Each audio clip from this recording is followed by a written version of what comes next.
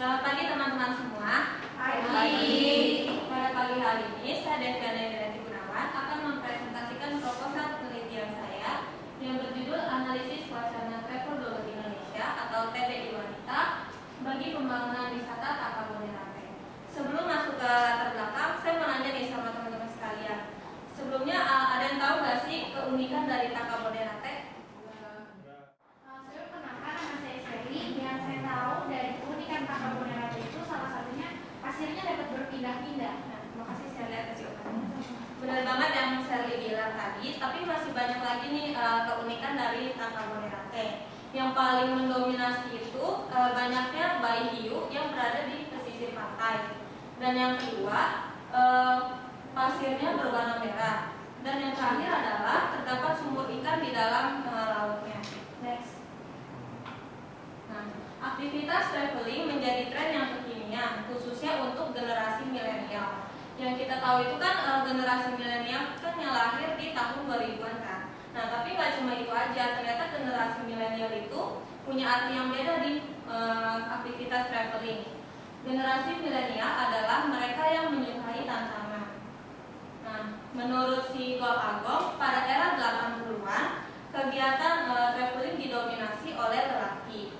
Karena kerap kali wanita ini distereotipkan dengan sifat femininnya seperti lemah lembut, pemalu, bahkan penakut. Mereka yang melakukan aktivitas traveling menuliskan pengalamannya melalui blog. Menurut Menteri Pariwisata dan Ekonomi Kreatif, travel blogger ini memiliki peran penting untuk pembangunan wisata. Nah, selanjutnya fokus dari penelitian saya adalah melakukan analisis wacana tulisan mengenai travel blogger Indonesia atau TBI Wanita bagi pembangunan wisata Takabonerate.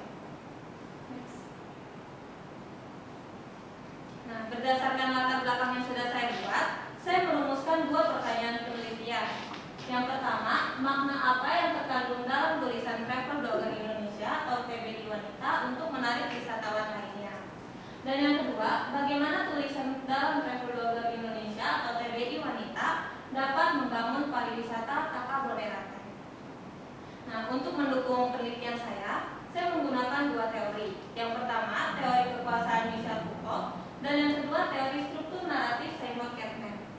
Kalau yang teori kekuasaan Michel Foucault, kan biasanya kita tahunya kalau kekuasaan itu cuma dipegang sama pejabat-pejabat tinggi kan, sama kaum kapitalis atau enggak politik-politik. Nah, tapi si Michel Foucault ini punya konsep yang berbeda tentang kekuasaan.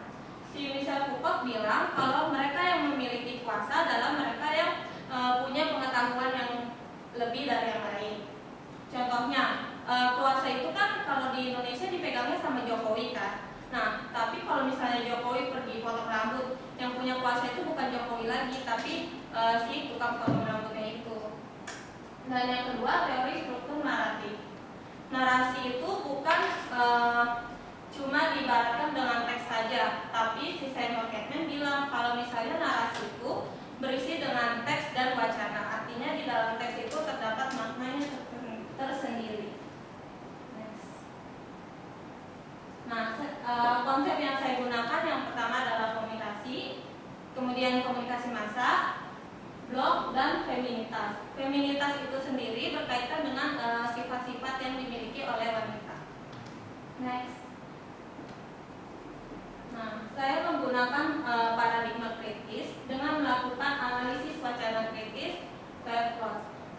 Fairclough ini dia bilang ada 3 pendekatan penting dalam melakukan analisis wacana kritis. Yang pertama itu teks. Teks itu adalah tulisan yang kita masukkan dan dibentuk dalam narasi. Kemudian yang praktik wacana, artinya bagaimana sebuah teks diproduksi dan dikonsumsi. Kemudian yang ketiga ada praktik sosial kultural. Maksudnya adalah setiap teks memiliki tujuannya tersendiri. Next. Nah, tradisi penelitian itu adalah naratologi. Naratologi memiliki asumsi bahwa manusia itu pada dasarnya adalah makhluk pencerita. Nah, subjek penelitian saya yaitu komunitas travel blogger Indonesia atau TBI, khususnya wanita. Dan unit analisisnya, saya mengambil dua orang dari komunitas yang ada dengan karakteristik tertentu. Yang pertama termasuk dalam generasi milenial, yang kedua memiliki banyak viewers dan memiliki banyak followers. Nah, teknik pengumpulan data yang saya gunakan adalah observasi secara tidak langsung dengan melihat tulisan-tulisan travel blogger yang sudah saya pilih, yang khususnya membahas tentang Taka Bonerate itu sendiri.